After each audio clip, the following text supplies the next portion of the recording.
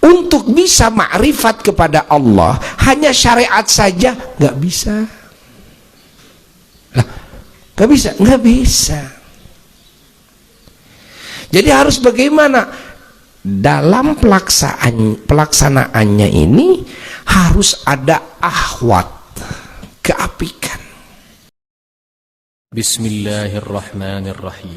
Bismillahirrahmanirrahim. Assalamualaikum warahmatullahi wabarakatuh.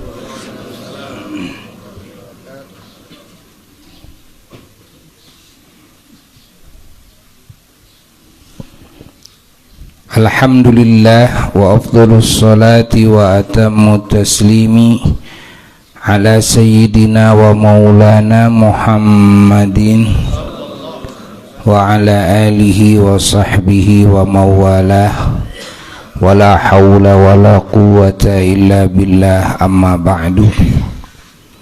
Fa ya ibadallah, usikum wa nafsi bitaqwallah, faqad fazal muttaqun. Para jamaah yang mulia dan segenap umat Islam dimanapun berada, alhamdulillah kita sekarang dikumpulkan kembali oleh Allah dalam majelis ilmunya, majelis zikir kepadanya, wabil khusus dalam menggali ilmu tasawuf,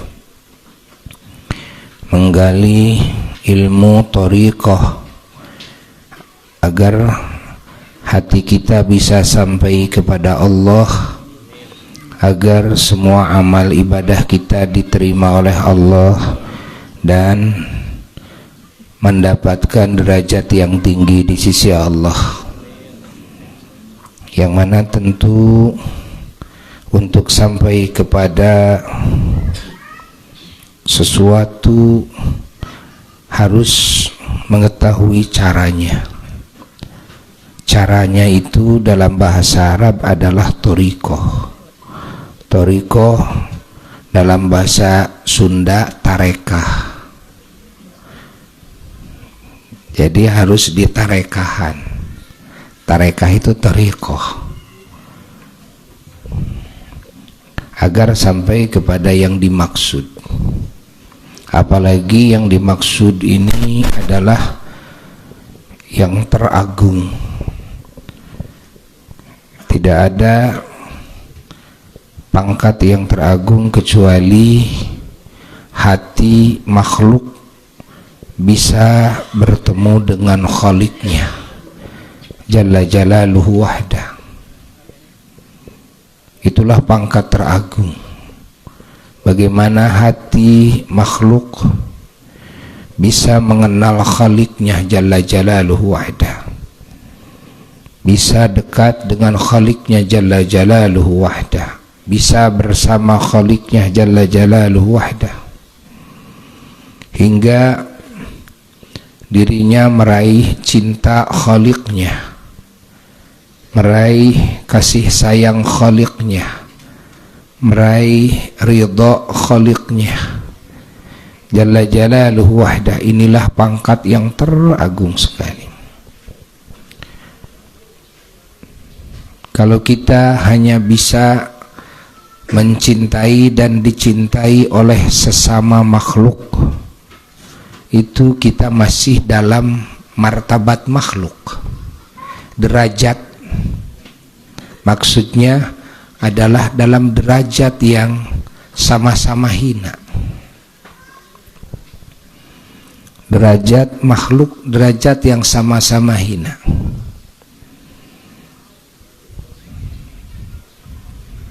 Apalagi kalau yang kita cintai itu yang hina menurut Allah, yang kita senangi itu yang tidak bernilai di sisi Allah sama sekali, maka kita tidak punya derajat sama sekali. Karena derajat orang yang mencintai sesuai dengan derajat yang ia cintai. Kalau cintanya kepada yang berharga, maka dia akan berharga. Kalau cintanya kepada yang hina, dia juga akan hina. Maka dilarang oleh Allah mencintai maksiat, mencintai kezaliman, kejahatan, mencintai kemunkaran. Hatta kita dilarang oleh Allah mencintai dunia. Kenapa? Karena dunia itu adalah ciptaan Allah yang dihinakan oleh Allah. Kecuali dunia yang dijadikan wasilah, fasilitas, sarana prasarana ibadah kepada Allah, dijadikan fasilitas zikir, dijadikan fasilitas dakwah, dijadikan fasilitas amar bil ma'ruf nahi anil munkar, dijadikan fasilitas penyebaran ilmu Allah dan Rasulnya sallallahu alaihi wasallam, dijadikan fasilitas penggemblengan pendidikan ajaran Allah dan Rasulnya sallallahu alaihi wasallam, dijadikan fasilitas kebaikan-kebaikan yang diridhoi oleh Allah. Maka dunia itu berubah menjadi mulia. Seketika kalau tidak dijadikan ibadah, tidak dijadikan fasilitas sarana prasarana ibadah kepada Allah, maka dunia itu tetap dihinakan oleh Allah. Walaupun kita punya harta sangat banyak, punya uang miliaran, triliunan, punya emas perak sangat banyak berpeti-peti, namun kalau itu semua tidak dijadikan fasilitas ibadah, tidak ada nilainya di sisi Allah. Kita punya perusahaan banyak, usaha ini, usaha ini, usaha ini. Lihat dulu apakah usaha kita menjadi sarana prasarana fasilitas ibadah atau tidak. Fasilitas ibadah kita, ibadahnya umat Islam yang lain, bisa dipakai membantu yang lain agar yang lain juga bisa ibadah. Fasilitas untuk membangun masjid, fasilitas ibadah, bangun pesantren, kan? Dan juga bangun majelis-majelis ta'lim, membiayai para ustadz, para kiai, para ulama dalam dakwahnya, kan? Dan juga para santri-santri yang tidak mampu, membela anak-anak yatim, orang-orang fakir, miskin, janda-janda tua yang tidak mampu, orang-orang yang tidak mampu. Daerah yang nggak ada masjidnya dibikinkan masjid, daerah yang tidak ada madrasah dibikinkan madrasah, nggak ada kiainya tarik keluaran pesantren, kan? Ustadz yang bagus untuk membimbing masyarakat di sana digaji oleh kita. Nah, ini hasil usaha kita. Kalau usaha kita ternyata menjadi sarana prasarana terbangunnya ibadah, terbangunnya iman, Islam dan ihsan kita maupun yang lain, maka itu tidak boleh disebut dunia. Usaha kita itu urusan akhirat. Ya, bercucuran keringat kita bisnis, bangun pabrik ini, kan? Nah, itu semuanya jadi akhirat semuanya. Tidak boleh disebut dunia. Saya punya perusahaan tahu, saya punya perusahaan, kan? Bajaringan, kan? Perusahaan besi, perusahaan itu, perusahaan apa saja, kan? Nah, itu semua akan menjadi akhirat semuanya. Ingat. Tapi yang 1.000 perak, 2.000 perak yang ada di kantong kita ternyata tidak menjadi fasilitas ibadah. Itu yang 2.000 perak itu disebutnya dunia. Bisa-bisa yang triliunan jadi akhirat, yang 2.000 jadi dunia. Itu semua tergantung kepada niatnya. Niatnya orang yang bisnis itu untuk apa niatnya? Kalau hanya niat, saya mah senang banyak duit, saya mah senang banyak rumah, banyak tanah, banyak mobil, banyak emas perak dan sebagainya. Kesenangan itu semuanya adalah kesenangan yang dibenci oleh Allah. Karena dia cuma cinta kepada duitnya doang, kepada dunia doang. Pahami? Tapi ketika membangun usaha itu ini, cari duit sana sini, buat apa? Saya punya target. Ya, target saya adalah bagaimana saya bisa memesantrenkan anak-anak saya, bisa membantu santri-santri yang tidak mampu, membela fakir miskin, membantu perjuangannya para ulama, bangun masjid, pesantren, madrasah, sekolah-sekolah Islam dan sebagainya. Nah, udah lain niatnya. Sehingga cucuran keringatnya, banting tulangnya, semuanya ada dalam timbangan kebaikan-kebaikannya kelak. Allah.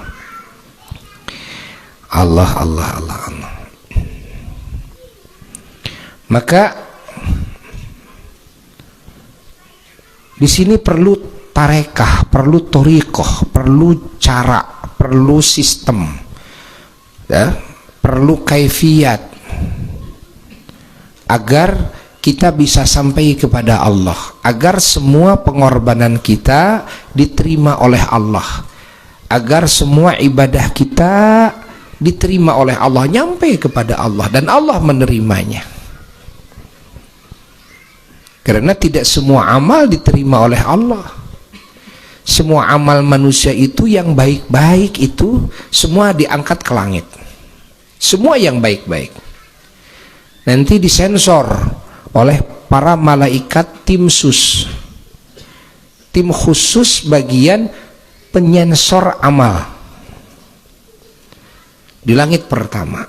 Periksa, ternyata ini tidak layak untuk dinaikkan ke atas, jatuhkan lagi ke bawah, sehingga amalnya mudabdab, ya, mudabdab bainas sama'i wal ardi. Amalnya bergantung ke langit, tidak nyampe, dari bumi sudah naik. Ini penuh nih dengan amal nih, di udara ini penuh dengan amal. Amal apa? Amal soleh yang tidak diterima oleh Allah, tidak diterima oleh Allah, karena yang diterima naik ke langit pertama. Amal orang yang diterima oleh Allah itu tidak ada di dunia. Yang ada di dunia itu amal yang tidak diterima. Semua amal soleh semuanya oleh Allah disimpan di arasnya Allah Jalla Jalaluhu. Nanti begitu disensor oleh malaikat, tim sus penyensor amal soleh di langit pertama, lolos baru diangkat ke langit kedua. Nanti di langit kedua juga ada malaikat tim sus yang penelitiannya jauh lebih detail ketimbang malaikat tim sus yang ada di langit pertama. Sehingga terjadi ada amal yang lolos di pemeriksaan langit pertama, tapi di pemeriksaan langit kedua tidak lolos. Karena pemeriksaannya sangat mendetil, kemampuan untuk mendeteksinya itu lebih akurat lagi. Allah, kalau lolos oleh tim sus malaikat yang ada di langit kedua, naik ke langit ketiga. Di langit ketiga ada tim sus lagi, malaikat yang oleh Allah dikasih pendeteksian yang jauh lebih hebat lagi dari malaikat penyensor yang ada di langit kedua. Hingga terjadi ada amal soleh sudah naik ke langit kedua, dari langit kedua begitu mau naik ke langit ketiga ditolak oleh para malaikat yang ada di langit ketiga sebagai tim sus itu, dikembalikan lagi ke dunia. Allah,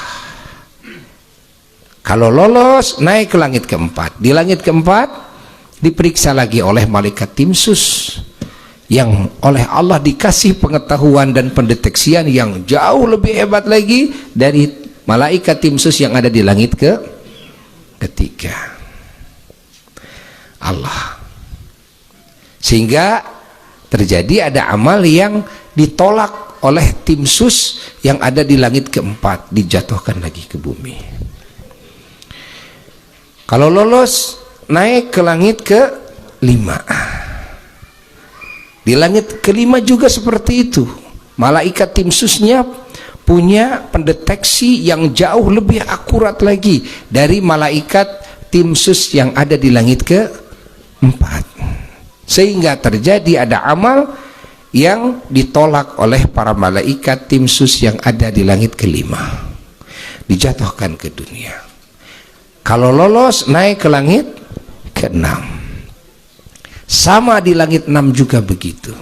Malaikat tim susnya dikasih oleh Allah pendeteksian yang jauh lebih mendetil lagi daripada tim sus yang ada di langit kelima, sehingga terjadi ada amal yang ditolak di langit keenam, dijatuhkan lagi ke dunia. Kalau lolos naik ke langit ke-7, di langit ke-7 juga sama, ada malaikat tim sus yang ini begitu hebatnya pendeteksiannya yang jauh lebih akurat ketimbang malaikat tim sus yang ada di langit ke-6, sehingga terjadi ada amal soleh yang sudah lolos dari langit 1, 2, 3, 4, 5, 6 begitu ke-7 ditolak oleh para malaikat tim sus yang ada di langit ke-7, dilemparkan lagi ke bumi. Allah ada yang lolos naik ke aras. Di aras ada tim sus lagi. Nah, ini tim sus yang paling puncak tuh. Malaikat tim sus di arasnya Allah, yang pengetahuan pendeteksiannya itu waduh sudah paling unggul di antara semua malaikat. Kehebatan penelitian amal dari sisi ini semuanya diteliti.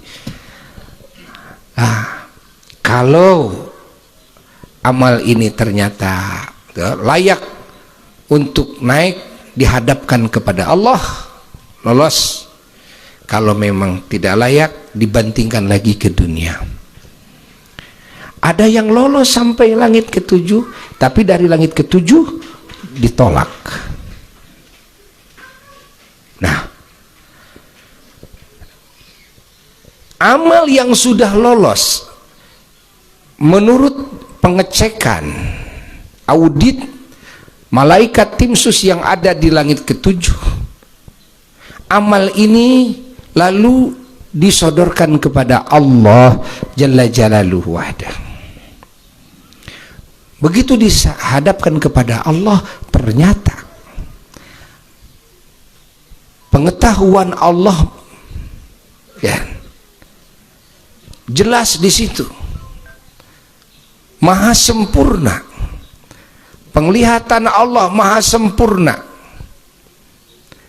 yang tidak mungkin dibandingi dengan kehebatan pengetahuan, penelitian, pendeteksian semua makhluknya, semua malaikatnya.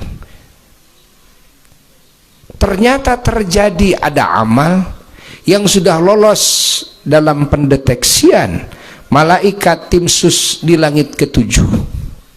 Begitu dihadapkan kepada Allah, Allah Subhanahu wa ta'ala berfirman kepada para malaikat tersebut.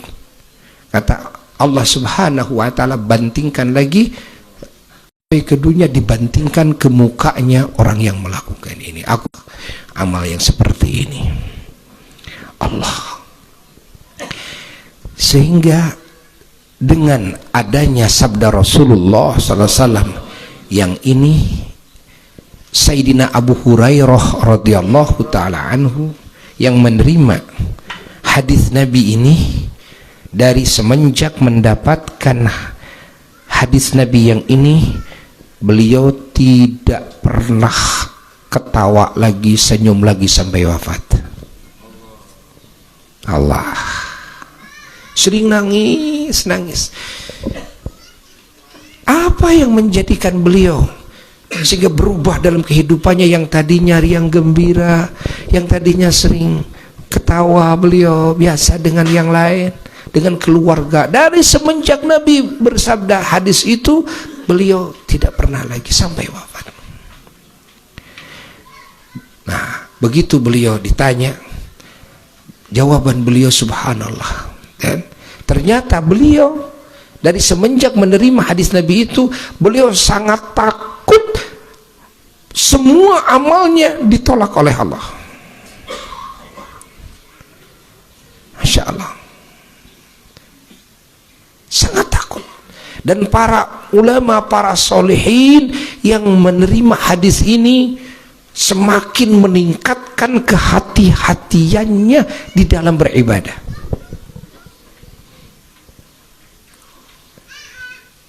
Ini yang sudah lolos langit ketujuh saja, yang sudah lolos malaikat yang pendeteksi di arah saja, subhanallah, masih bisa ditolak oleh Allah Jalla Jalaluhu wahda.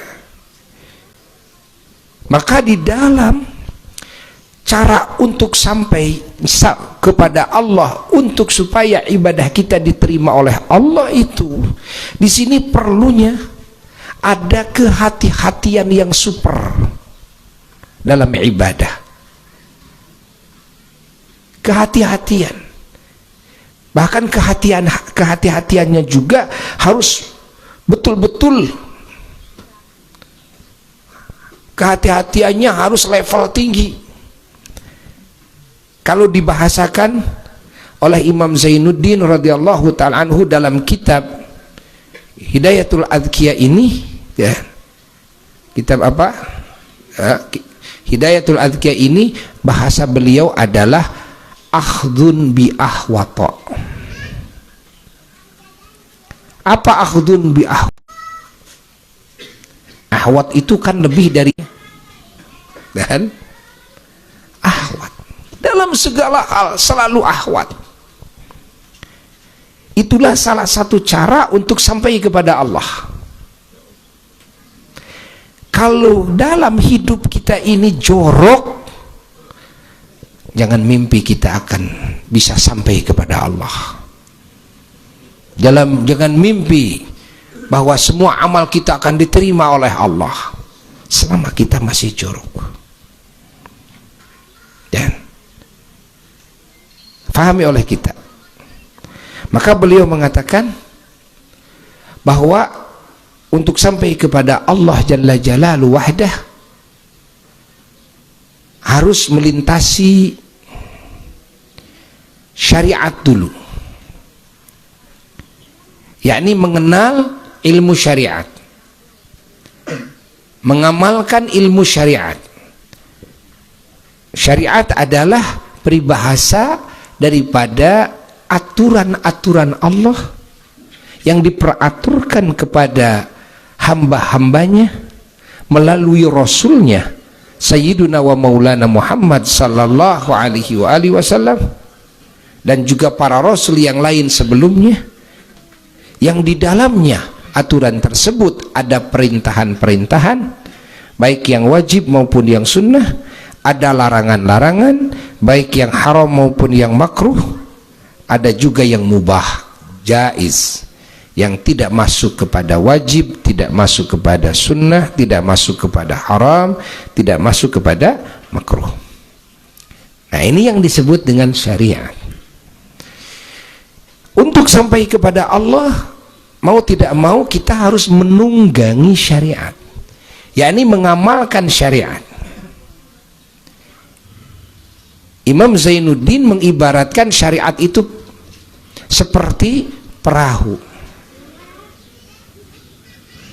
Ketika kita bermaksud mengambil mutiara yang ada di dasar laut, mutiara yang ada di dasar laut yang akan kita selami, yang akan kita ambil, itu adalah hakikat, ya. Itu adalah hakikat, yakni pertemuan hati dengan Allah Jalla Jalaluhu wahda, kedekatannya dan kebersamaannya dengan Allah Jalla Jalaluhu wahda. Itulah mutiara. Namun untuk sampai kepada mutiara yang ada di dasar laut, mau tidak mau, dan kita yang ada di daratan harus punya dulu perahu. Harus punya dulu perahu. Nah, perahunya ini adalah syariat, dan kita harus naik perahu tersebut, yakni harus mengamalkan syariat tersebut. Kita harus tahu hukum, mana perintahan Allah yang harus kita lakukan, yang wajib, yang sunnah. Yang wajib mau tidak ada tawar menawar harus kita lakukan. Yang sunnah harus kita perjuangkan, berusaha kita amalkan. Tidak hanya salat fardu saja, ada qobliyah, ada ba'diyah, ada wirid setelah salat yang disunnahkan, ya. Begitu pula di dalam saum, ada saum sunnah, ada Senin, ada Kemis, ada saum awal bulan, tengah bulan, akhir bulan, ada saum di bulan-bulan yang diagungkan. Nah, begitu pula di dalam zakat, ada sodakoh yang sunnahnya, sodakoh sunnah, ada hadiah, ada hibah, kan? Nah, ini infak sunnah, ada wakaf jariah. Nah, begitu pula di dalam haji, ada yang sunnahnya, dan itu haji yang kedua setelahnya. Karena dalam satu sisi pandangan hukum, walaupun haji yang kedua setelahnya adalah fardu kifayah, tapi dalam sebagian sisi hukum bisa disebut juga sunnah. Dari sisi mana? Dari sisi ketika di tahun berikutnya ada yang melaksanakan haji, ya, maka bagi yang sudah melaksanakan haji, kalau saja melakukan dapat pahalanya fardu kifayah. Kalau tidak melakukan juga tidak dosa. Karena ada salah seorang yang melaksanakan haji seperti sholat mayat.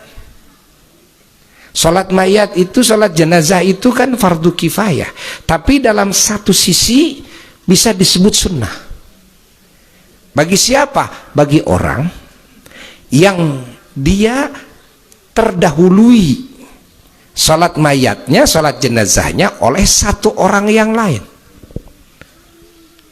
Maka bagi orang yang kedua dan seterusnya, kalau saja melakukan maka dapat pahala fardu kifayah. Tapi kalau tidak melakukan tidak dosa baginya. Sedangkan definisi sunnah seperti itu. Bahwa definisi sunnah itu adalah tuntutan dari Allah kepada kita hamba-hambanya, ya, yang beriman untuk dilakukan, namun dengan tuntutan yang ringan, yang kira-kira kalau dilakukan oleh hamba tersebut dapat pahala. Kalau tidak dilakukan tidak dapat tidak kena dosa, tidak kena ancaman dosa. Itulah yang disebut dengan sunnah. Begitu pula haji yang kedua kali seterusnya. Ya, adapun umroh seterusnya itu hukumnya sunnah setelah umroh yang pertama. Nah, Jadi setelah melakukan fardu, ada sunnah-sunnah yang tetap kita harus lakukan. Ada bacaan Quran yang wajib. Mana yang wajib? Baca Fatihah dalam sholat, gitu kan? yakni Fatihah dalam rukun itu bacaan Quran yang wajib. Ada bacaan Quran yang wajib satu Jumat sekali, yaitu bagi khatib, karena khatib wajib membacakan ayat Quran. Nah, ini bacaan yang wajib hanya bagi khatib, tidak bagi umumnya muslimin. Nah, adapun bacaan Quran di luar Fatihah, walaupun di dalam sholat, setelah Fatihah hukumnya sunnah, atau juga di luar sholat hukumnya sunnah. Ini setelah wajib kita harus menjalankan yang sunnah. Adapun zikir-zikir itu sunnah. Salawat ada yang wajib, ada yang sunnah. Yang wajib salawat adalah di dalam salat. Di luar salat atau di dalam salat, dalam kunut subuh, kan? Itu hukumnya apa? Jadi sunnah. Pahami? Ya, hayati oleh kita. Allah, Allah, Allah, Allah. Allah, Allah, Allah. Umumnya zikir, tasbih, tahmid, takbir semuanya sunnah. Umumnya bacaan Quran selain yang tadi dalam sholat itu Fatihah itu hukumnya sunnah. Menghafalnya sunnah. Tapi ketahuilah bahwa yang sunnah pun harus kita lakukan selama kita mampu. Harus terus perjuangkan hingga hidup kita ini rindang dengan amalan yang fardu, lalu dengan amalan yang sunnah, zahir kita, batin kita. Allah, ini baru syariat. Lalu yang disebut syariat itu, perahu itu adalah kita mengenal kepada larangan-larangan Allah yang haram. Yang ini tidak ada tawar-menawar. Begitu diharamkan oleh Allah, kita mesti menjauhinya. Karena kalau kita melakukannya, dosa bagi kita. Lalu ada lagi larangan itu yang makruh. Sebaliknya tadi sunnah, yakni tuntutan dari Allah untuk dijauhi, ditinggalkan dengan tuntutan yang ringan, yang jika dilakukan oleh hamba tidak dosa. Jika dijauhi yang makruh itu dapat pahala. Nah, fahami oleh kita semua. Setelah kita menjauhi yang haram, PR kita dalam hidup adalah menjauhi yang makruh. Ini baru syariat. Untuk sampai kepada Allah itu harus mengamalkan syariat. Artinya harus melakukan perintah Allah, harus menjauhi larangan. Ini baru syariat. Untuk bisa makrifat kepada Allah hanya syariat saja nggak bisa. Lah, nggak bisa, nggak bisa. Jadi harus bagaimana? Dalam pelaksanaannya ini harus ada ahwat, keapikan. Karena kita baru menunggangi perahu, belum nyelam. Kita baru menunggangi perahu, nyampe ke tengah lautan di mana titik mutiara itu ada di bawahnya. Lalu setelah itu apakah langsung bisa ngambil mutiara? Tidak, kecuali dengan apa? Nyelam. Harus nyelam. Ini nyelam ini lebih berat daripada menunggangi perahu. Dan begitu pula untuk bisa ma'rifat kepada Allah, setelah bisa mengamalkan syariat dengan sebaik-baiknya, melakukan yang fardu, yang sunnah dengan sebaik-baiknya, menjauhi yang diharamkan lalu menjauhi yang dimakruhkan sebaik-baiknya, zahiran wa batina, itu pun juga masih perlu nyelam. Bagaimana cara nyelam? Caranya adalah akhdun bi ahwata. Ya, nyelamna itu adalah akhdun bi ahwata. Apa akhdun bi ahwata? Adalah kita dalam mengamalkan syariat ini betul-betul dengan cara yang paling apik, paling teliti, sangat-sangat teliti. Pahami oleh kita, sangat-sangat teliti. Bukan cuma bisa menjauhi yang haram, yang remeng-remeng dijauhi. Ini remeng-remeng antara halalnya dan haramnya. Nah, bagaimana nih? Apakah saya makan? Apa saya ambil? Apakah saya gitu kan pakai atau tidak? Ini remeng-remeng nih, kan? Nah, orang yang mau sampai kepada Allah itu tidak cukup hanya ini lihat dohirnya saja, saya nggak tahu ini dohirnya saja, ini enggak sih, nggak haram gitu kan? Walaupun ada kemungkinan yang haramnya di situ, tapi kan saya nggak yakin. Kalau nggak yakin, udah sikat saja, makan. Dosakah orang seperti ini? Enggak dosa. Tapi kalau untuk makrifat kepada Allah nggak bisa nyampe ini kalau punya sifat seperti itu.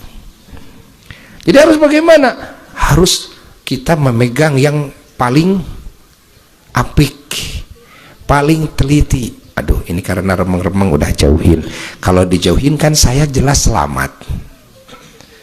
Kalau saya makan artinya tetap masih terancam saya. Ada kemungkinannya di dalamnya ternyata pada hakikatnya ada haramnya, lalu dimakan sama saya. Nah, tapi kalau saya tidak memakannya, ya, maka berarti saya selamat. Dan kalau saya tidak memakannya, tidak memakainya, tidak masalah bagi saya. Tidak akan mati karena tidak memakan yang remeng-remeng kok. Saya tidak akan mati, kan? Tidak akan sengsara karena tidak makan, tidak memakai harta yang remeng-remeng kok. Nah, seperti itu. Salah satu contohnya. Ini akhdun bi ahwata. Itu dalam segala hal selalu teliti. Ahwata ini juga adalah dengan khusyuk dan khudur. Kalau sholat selalu khusyuk dan hudur. Apa hudur? Hadirnya hati kepada Allah. Kalau dalam zikir, dalam sholawat, dalam doa selalu hudur. Bahkan di luar sholat sekalipun selalu khusyuk dan hudur kepada Allah Jalla Jalaluhu. Di luar sholat, lagi jalan, lagi diri, lagi duduk, lagi berbaring, semua hatinya hudur kepada Allah, hadir hatinya kepada Allah, khusyuk hatinya kepada Allah. Ini bagian dari ahwato, akhdun bi ahwato, bagian daripada menggarap. Akhdun itu menggarap kepada yang paling teliti, paling apik, paling apik. Allah,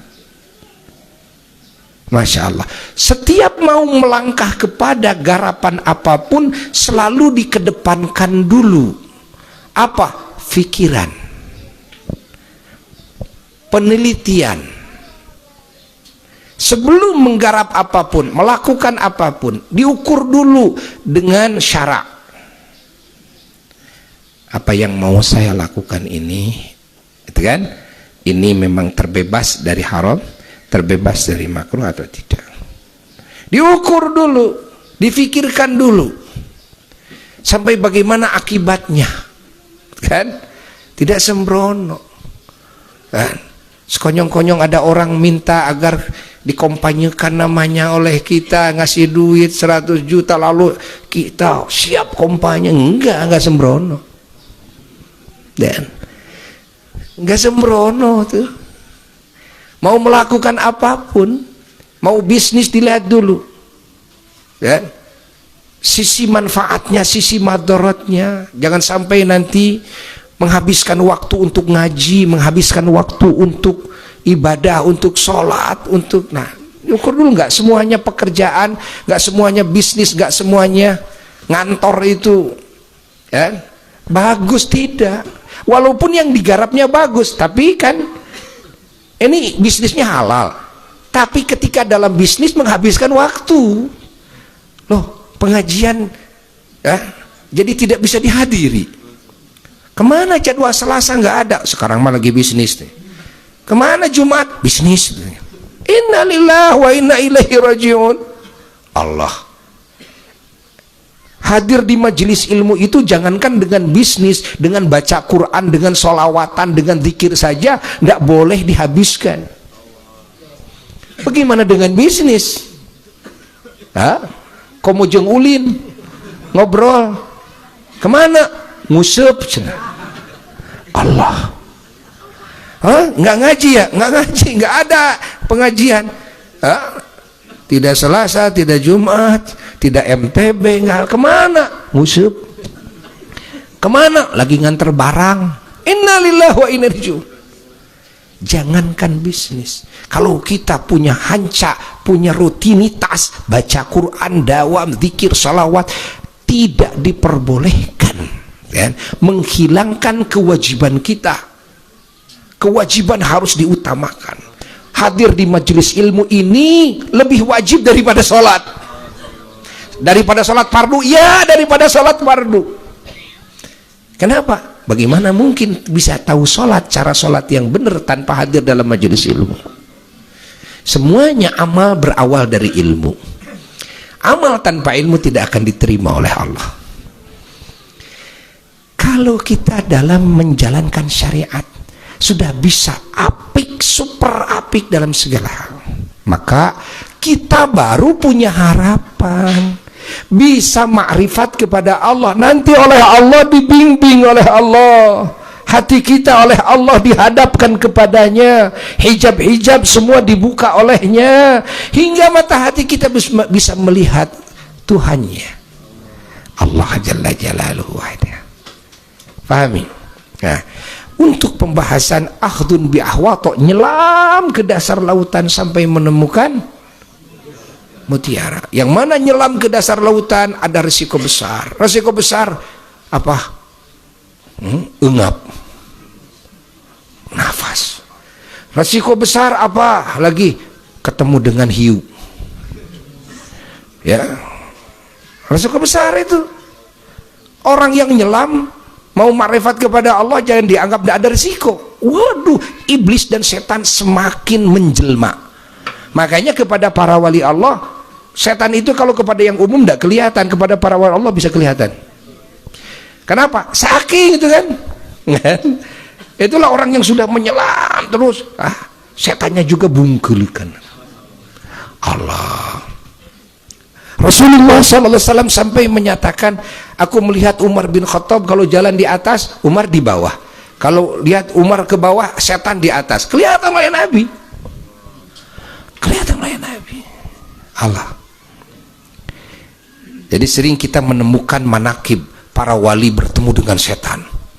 Para wali gitu kan, diskusi dengan setan dan sebagainya. Nggak usah heran. Itulah orang-orang yang nyelam. Semakin nyelam ke dalam, rintangannya semakin besar. Kenapa? Di dalam ada hiu. Allah. Allah, Allah, Allah. Nah, untuk pembahasan ini, ya, ini belum tuntas. Akhdun bi ahwata, mudah-mudahan kita ketemu hari Jumat yang akan datang. Ya, wassalamualaikum warahmatullahi wabarakatuh.